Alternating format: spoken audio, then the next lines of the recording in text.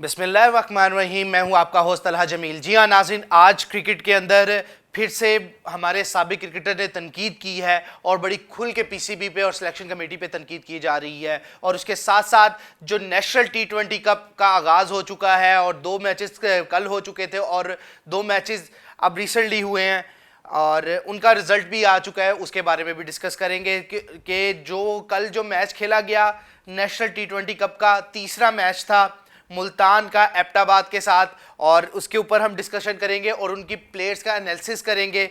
और जो चौथा मैच खेला गया नेशनल टी20 कप का पेशावर के अंदर, और उस पर कराची ब्लूज़ और सियालकोट रीजन ने किस तरीके की परफॉर्मेंस दी और वहाँ पर हमारे जो स्टार्स प्लेयर्स थे उन्होंने किस तरीके का परफॉर्म किया, उनके ऊपर भी बात करेंगे। सबसे पहले हम शाहिद खान अफरीदी की बात पर चलते हैं और सबसे पहले जो बात स्टार्ट हुई है, शाहिद अफरीदी ने खुल के सबको तनकीद का निशाना बनाया है, खुल के बात की गई है। हम पहले भी यही कहते रहे हैं कि ये चीज़ कहाँ रुकेगी कहाँ नहीं रुकेगी ये वक्त बताएगा, लेकिन अब जो उन्होंने तनकीद की है बड़े वैलिड पॉइंट्स पर तनकीद की है और बहुत सारे सवालात छोड़ दिए हैं सिलेक्शन कमेटी पर।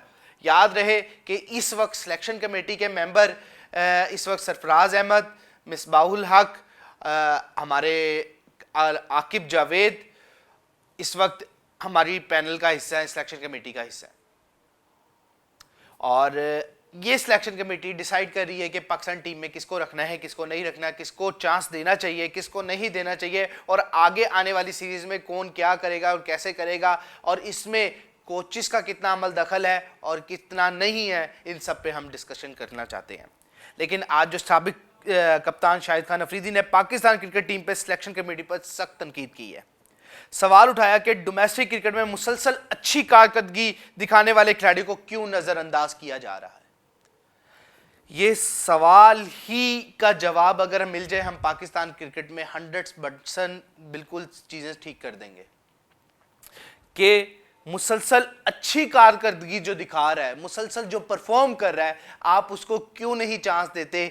आप वो जो 20 की एवरेज पे खेल रहा है उसको क्यों प्रमोट करते हैं और जो 34-50 की एवरेज से खेल रहा है उसको क्यों नहीं प्रमोट करते।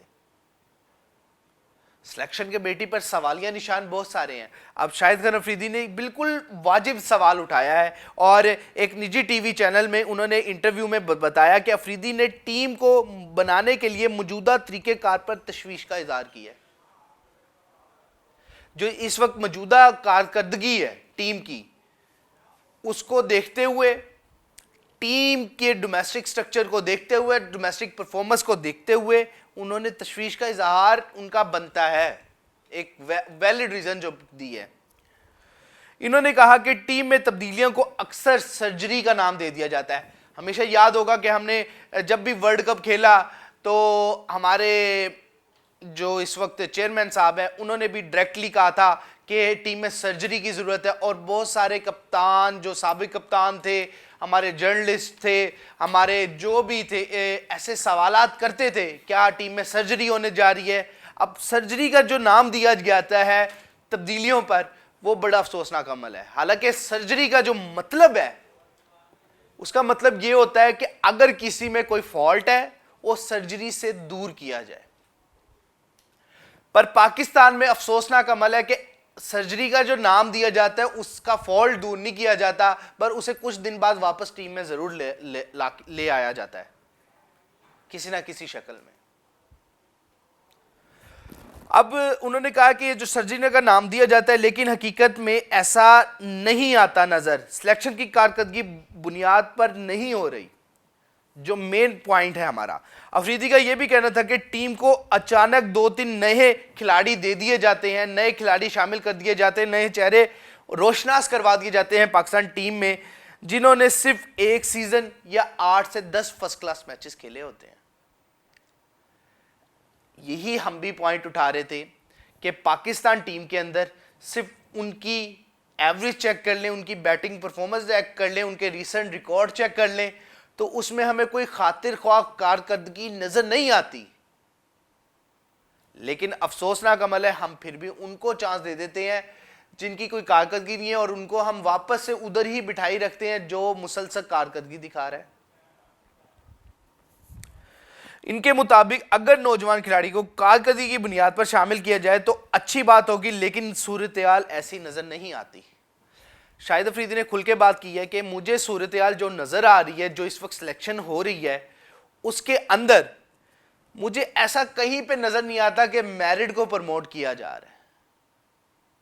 मुझे ऐसा बिल्कुल नजर नहीं आता कि खिलाड़ियों की कारकर्दगी को देखकर सिलेक्शन की जा रही है। साबिक ऑलराउंडर ने चंद ऐसे डोमेस्टिक खिलाड़ियों के नाम भी गिनवाए जिनके बारे में इनका ख्याल था इन्हें कौमी टीम में मौका मिलना चाहिए। वैलिड बात है, क्योंकि अब शाहिद खान अफरीदी ने स्टैट तो शो नहीं किए, स्टैट मैं अब आपको बताऊंगा, लेकिन उन जिन प्लेयर्स का नाम लिया है उनकी अब रिसेंट जो कारकर्दगी आई है वो सबके सामने है। इन्होंने कहा कि टीम में उस टीम को मौका मिलना चाहिए था जो प्लेयर परफॉर्म कर रहे थे। उन्होंने कहा कि डोमेस्टिक क्रिकेट में मुसलसल परफॉर्म करने वाले खिलाड़ियों को तरजीह ही नहीं दी जा रही। अफरीदी के मुताबिक शाज़ेब खान उस वक्त सबसे ज़्यादा रन्स बनाने वाले खिलाड़ी हैं जिनकी औसत 80 के करीब है। अब शाज़ेब खान वो क्रिकेटर है, यंग क्रिकेटर है, बहुत देर से अपने आप को परफॉर्म कर रहा है। शाज़ेब खान का अगर मैं आपको जो ट्रैक रिकॉर्ड है वो अगर बताऊं तो अभी मैं सिर्फ शाज़ेब खान पे रुक रहा हूं इसलिए कि जिनकी उन्होंने एवरेज की बात की है, उनकी कल भी एक परफॉर्मेंस आई है, 52 रन्स किए थे। बड़ी एबटाबाद और मुल्तान का मैच हुआ था और एबटाबाद की तरफ से इंतहाई उम्दा परफॉर्म किया गया था, उस पर मैं आपके आऊँगा। लेकिन इनके रिसेंट अगर हम कारकर्दगी दिखाएं और इनके जो फर्स्ट क्लास मैचेज़ हैं, शाज़ेब खान का करियर है 21 मैचेस हैं इनके फर्स्ट क्लास के, 42 इनिंग्स खेली हैं, 1353 रन है और 167 एक मैच में इन्होंने किया हुआ है और इनकी एवरेज है 34 की और ये फर्स्ट क्लास मैचेस हैं। मुसलसल कारकर्दगी दिखाने वाले लड़के को आप क्यों नहीं लेके आ रहे?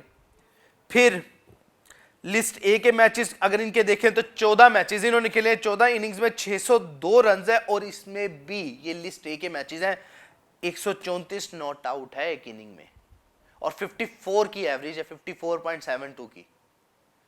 वाई हमने उस 20 की एवरेज वाले बंदे को रखा हुआ है टीम में और वाई हम इनको क्यों नहीं रखते?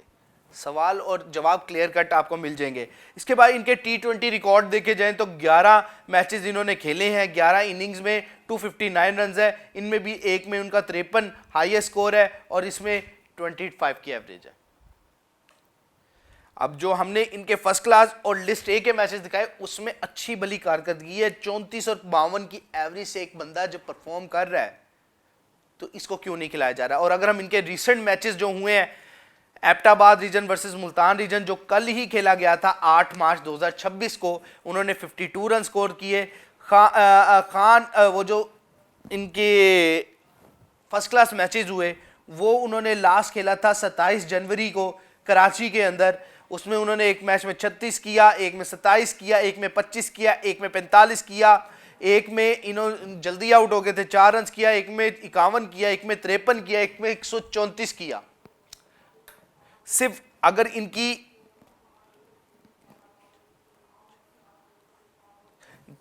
अगर आप इनकी 11 मैचेस देखें ना, 11 मैचेस के अंदर मेरे सामने ही ये रिकॉर्ड है कि 11 मैचेस के अंदर एक 134 है, एक 51 की इनिंग आई हुई, एक 45 की इनिंग आई हुई, एक 27 की, एक 36 की, एक 52 की इनिंग है। ये 11 इनिंग्स के अंदर रिकॉर्ड सामने आया हुआ है। तो शाहिद खान अफरीदी ने बिल्कुल सही एक वैलिड बंदे के ऊपर निशाना दिया है कि शाज़ेब खान जो है इस वक्त सबसे ज़्यादा रन्स करने वाले और 80 की एवरेज से स्कोर के करीब है, तो उसे क्यों नहीं सिलेक्ट किया गया टीम में? अगर इन नामों में से किसी को मुंतखब करना था तो शाज़ेब खान को मुंतखब करना था आपने। अफसोसनाक आपने ऐसे बंदे को मुंतखब नहीं किया जो इस वक्त वैलिड बंदा था, जो हकीकत में जिसका मेरिट पे सिलेक्शन बनती थी, आपने उसको नहीं किया और 20 जो एवरेज से खेल रहा है उसको कर लिया है आपने। उन्होंने ये भी सवाल उठाया कि वो खिलाड़ी कहाँ चले गए जिन्हें कहा जाता था ये पाकिस्तान क्रिकेट का मुस्तकबिल है। एग्जैक्टली ये एक और सवाल उन्होंने छोड़ दिया है कि वो खिलाड़ी कहाँ चले गए हैं जो पाकिस्तान क्रिकेट का मुस्तकबिल कहा जाता था आज से 1.5 से 2 साल पहले। अफरीदी के मुताबिक ऐसे खिलाड़ी जो डोमेस्टिक क्रिकेट में कारकर्दगी की बुनियाद पर सामने आए थे, पाकिस्तान के लिए खेले भी थे, लेकिन अब अचानक कौमी टीम के मंजरनामे से ही गायब कर दिए गए हैं।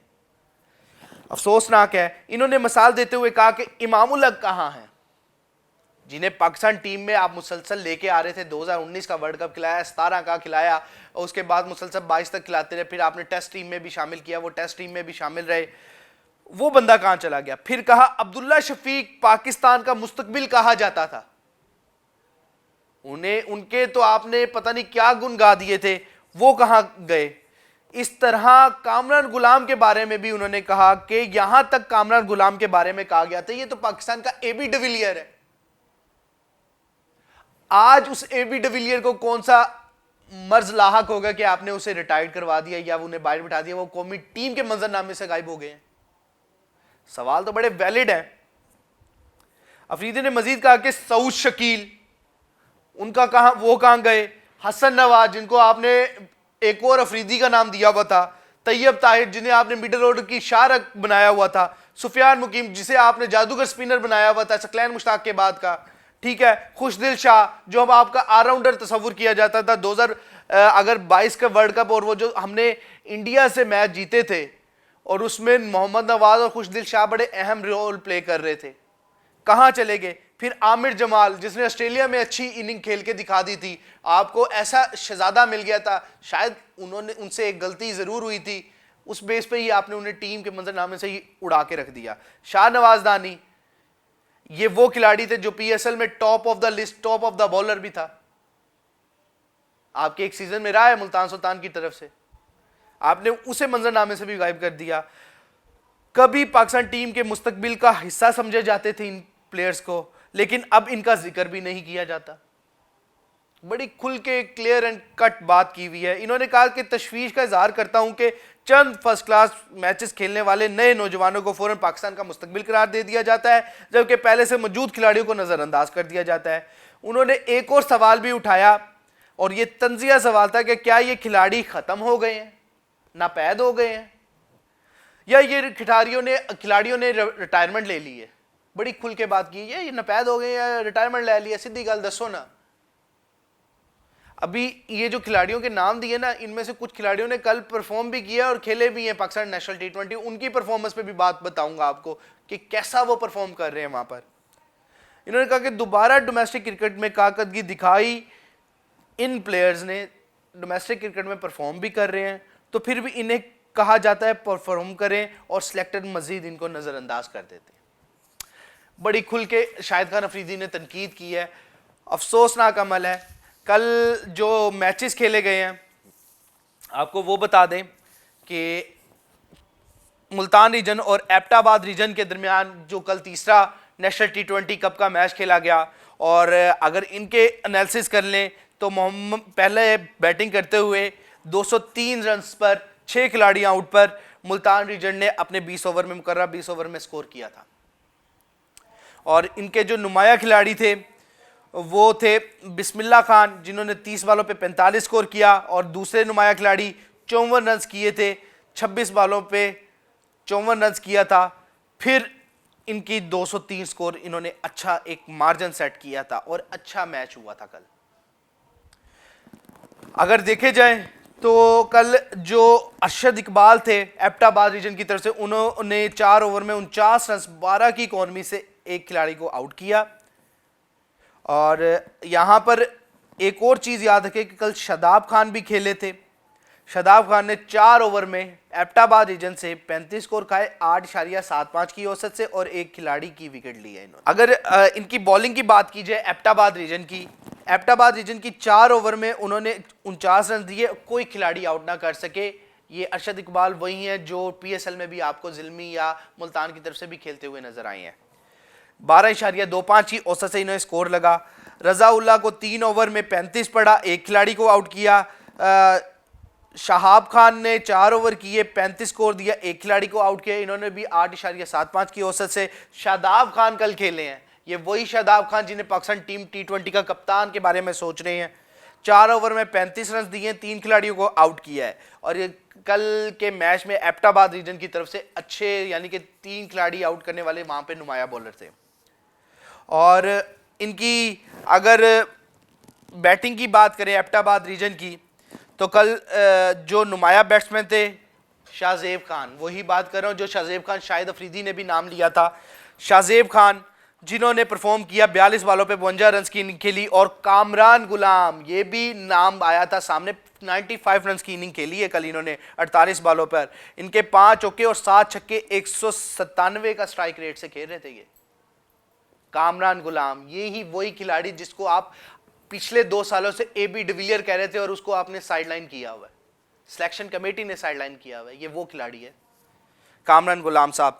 फिर खुशदिल शाह, उन्होंने भी नोट आउट रहे हैं और ये कामरान गुलाम भी नोट आउट रहे थे। जो खुशदिल शाह है उन्होंने भी 17 बॉलों पे 30 स्कोर किया। ये भी वही खिलाड़ी हैं जिन्हें आप अपने पाकिस्तान टीम का हिस्सा बनाते थे और आज उनको नजरअंदाज करते हैं।